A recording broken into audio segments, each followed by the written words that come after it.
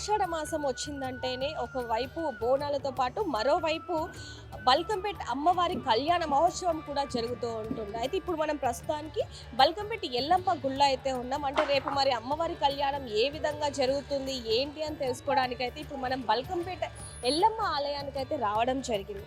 బల్కంపేట ఎల్లమ్మ కళ్యాణ మహోత్సవానికి అన్ని ఏర్పాట్లు కూడా పూర్తయ్యాయి. ఉత్తర నక్షత్ర యుక్త కన్య లగ్న సుముహూర్తాన ఉదయం 11:55 అమ్మవారి కళ్యాణం అయితే జరగబోతుంది. దైవస్థానం ముందు ఉన్న రాజ మార్గంలో ఏర్పాటు చేసిన కళ్యాణ మండపం ఇక్కడ మనం చూసుకోవచ్చు. కళ్యాణ మండపం కూడా దాదాపుగా పూర్తయిపోయింది. రేపు పొద్దున్న 11 గంటలకే కాబట్టి కళ్యాణ మండపం అలాగే మిగతా అన్ని కార్యక్రమాలకి సంబంధించి అన్ని ఏర్పాట్లు కూడా ఇక్కడ ఏర్పాట్లు అనేవి జరుగుతూ ఉన్నాయి.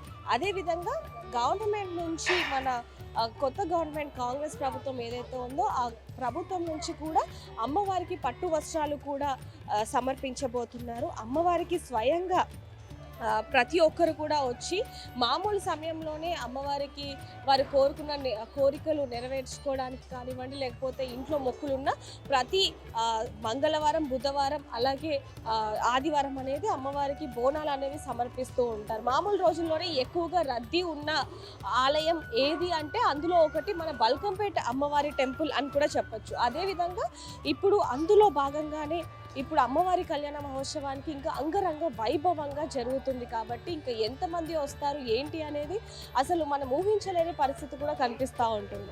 అంటే గత ప్రభుత్వంతో పోలిస్తే ఈ ప్రభుత్వం ఇంకా ఘనంగా నిర్వహించేందుకు అన్ని ఏర్పాట్లు జరుగుతుంది అనేది కూడా ఇక్కడికి మనకి తెలుస్తూ ఉంది. అలాగే రేపు పొద్దున 11 గంటలకి అమ్మవారి కళ్యాణం అవ్వటంతో ఇప్పుడు ప్రస్తుతానికి అన్ని ఏర్పాట్లు కూడా జరుగుతూ ఉన్నాయి. అలాగే ఇప్పుడు మనం లోపలికి వెళ్ళి చూసుకోవచ్చు. అమ్మవారికి ఇప్పుడు అలంకరణ కూడా జరుగుతుంది.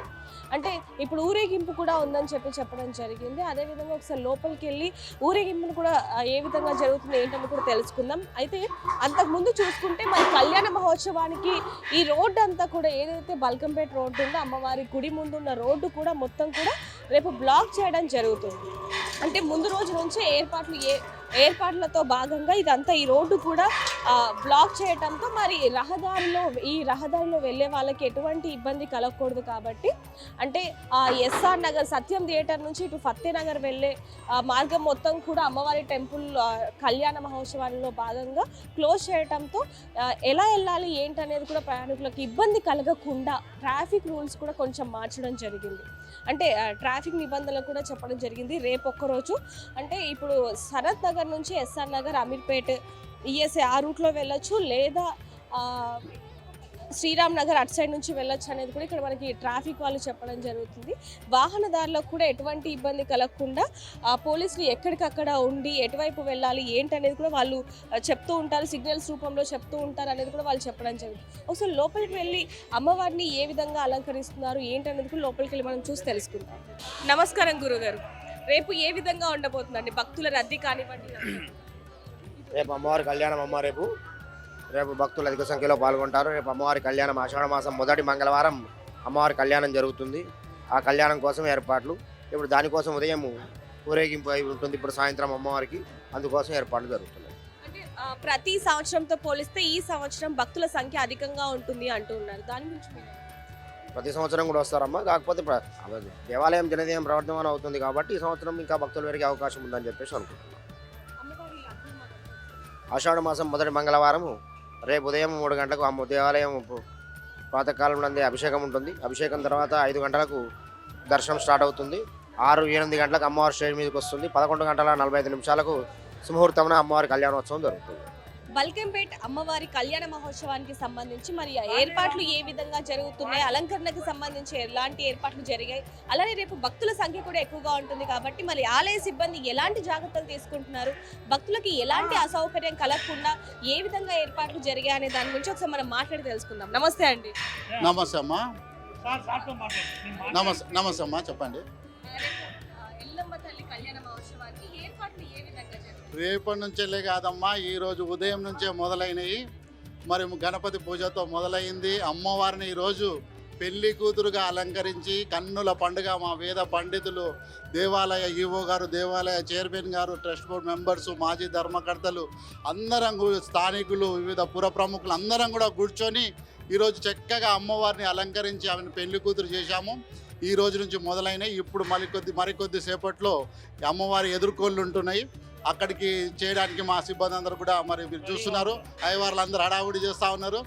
ఈ పొద్దున్న నుంచి ఉదయం నుంచి వెళ్ళి కళ్యాణం గురించి ఏమేమి ఏర్పాట్లు చేయాలన్న అన్ని చక్కగా సాగుతున్నాయి. కార్యక్రమాలన్నీ బ్రహ్మాండంగా ఉన్నాయి. ఈ కళ్ళతో ప్రజలందరూ ఎదురు చూస్తున్నారు. రేపు అమ్మవారి కళ్యాణాన్ని కన్నుల పండుగ తిలకించడానికి మన తెలంగాణ ప్రాంతం నుంచి హైదరాబాద్, ముఖ్యంగా హైదరాబాద్ ప్రాంత వాసులు హడావుడిగా ఉన్నారు. మరి అమ్మవారి కళ్యాణాన్ని చూద్దామనేసి అందరూ కూడా మాకు ఫోన్లు చేసి మరి ఎన్ని గంటలకు స్టార్ట్ అవుతుంది, మొదలవుతుంది, మేము వస్తున్నాము అని దర్శనం చేసుకుంటామని చెప్తా ఉన్నారు. దాదాపుగా 6 లక్షల నుంచి 10 లక్షల మంది రాబోతున్నారు. వాళ్ళందరికీ చక్కగా ఏర్పాట్లు ఉన్నాయి. అన్ని విభాగాల వారు కూడా ఎంతో చక్కగా ఏర్పాటు చేయడం జరిగింది. క్యూ లైన్లో ఉన్న వాళ్ళకు, భక్తులకు కూడా వాటర్ వర్క్ డిపార్ట్మెంట్ వాళ్ళు చక్కగా అక్కడ వాటర్ బాటిల్ మంచిగా అందించడానికి క్యూ లైన్లో కూడా బ్రహ్మాండమైన ఏర్పాట్లు చక్కచక్క సాగుతున్నాయి. రేపు అందరం చూద్దాం. మీ ఛానల్ ద్వారా కూడా అందరికీ చూపెట్టండి. ప్రజలందరికీ ఇదే స్వాగతం. అమ్మవారి కళ్యాణానికి ఇన్వైట్ చేస్తున్నాము. రండి, రేపు కన్నులారా తిలకించండి, అమ్మవారిని చూసి తరించండి. జైలం. అంటే మీరు ప్రతి సంవత్సరం కూడా అమ్మవారికి సేవలు చేస్తూ ఉంటారు. ఎలా అనిపిస్తూ ఉంటుంది? ప్రతి అంటే సంవత్సరం అమ్మవారి కళ్యాణ మహోత్సవంలో మీరు ముఖ్య పాత్ర కావడం మీకు ఎలా అనిపిస్తుంది? ప్రతి సంవత్సరం కంటే కూడా ఈ సంవత్సరం ఇంకా ఎక్కువగా కళ్యాణం బ్రహ్మాండంగా జరుగుతుందని రంగరంగ వైభవంగా జరుపుతారు. పోయినసారి 6 లక్షల మంది వచ్చారు, ఈసారి 10 లక్షల మంది వస్తారని అందరూ అభిప్రాయం. కాబట్టి అమ్మవారి కళ్యాణము ఇప్పటికే దేవాలయం అప్పటికంటే కూడా 4 సంవత్సరాలు ఇంకా బ్రహ్మాండంగా డెవలప్ చేశారు. అందరూ ధర్మకర్తలు, అందరూ చైర్మన్, అందరూ కలిసి మా ఎమ్మెల్యే గారు అందరూ. అందుకని ఏంటంటే ఇంకా రంగరంగ వైభవంగా ఈసారి పోయినసారి కంటే కూడా ఈసారి 10 లక్షలు ఎక్కువ భక్తులు వస్తారని నేను ఆశిస్తున్నాను. జై శ్రీ ఎల్లమ్మ మాత. నా పేరు సింగారపు శ్రీనివాస్ గుప్తా. మేము ఆలయంలో అమ్మవారి సేవలో ఎప్పుడూ ఉంటాము. ఒక ధర్మకర్తలుగా ఇంతకుముందు మాజీ ధర్మకర్తలు అయినప్పటికీ అమ్మవారి సేవలో బల్కంపేట ప్రముఖులుగా ఇక్కడ అమ్మవారికి మేము సేవలు చేసుకుంటాము. మాకు అమ్మవారు కోరిన కోరికలు తీర్చే దేవతగా, మాకు పొంగే బంగారంగా అమ్మవారు విరాజిల్లుతున్నారు.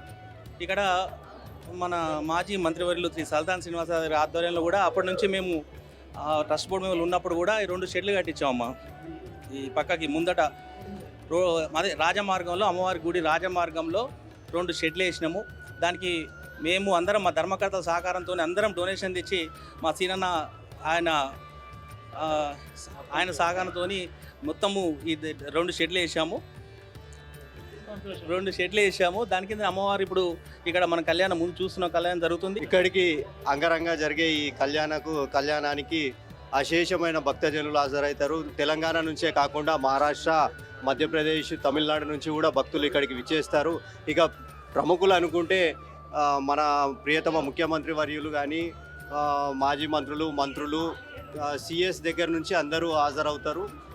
భక్తజన కోటికి మేము ఇక్కడ స్వాగత ఏర్పాట్లు భారీ ఎత్తున చేసినాము. అలాగే మన బల్కంపేట అసోసియేషన్ తరఫు నుంచి కూడా పెద్ద ఎత్తున అన్నదానాలు మరియు అన్నదాన వితరణ సెంటర్లు కూడా గవర్నమెంట్ తరఫు నుంచి బాగానే పెట్టారు. ఈ తాగునీరు అందుబాటులో ఉంచినాము. ప్రతి ఒక్కటి భక్తుల సేవలో మన చుట్టుపక్కల పురవీధుల్లో ఉన్న స్థానికులు కూడా చాలా సహకారాలు అంది. చాలా మంది కూడా ఇక్కడికి వచ్చి బోనాలతో పాటు అమ్మవారికి ఒడిబియ్యాలు కూడా సమర్పిస్తూ ఉంటారు. మరిన్ని వివరాల కోసం చూస్తూనే ఉండండి RTV. కెమెరామ్యాన్ జహీర్తో రిపోర్టర్ దేవిక, హైదరాబాద్.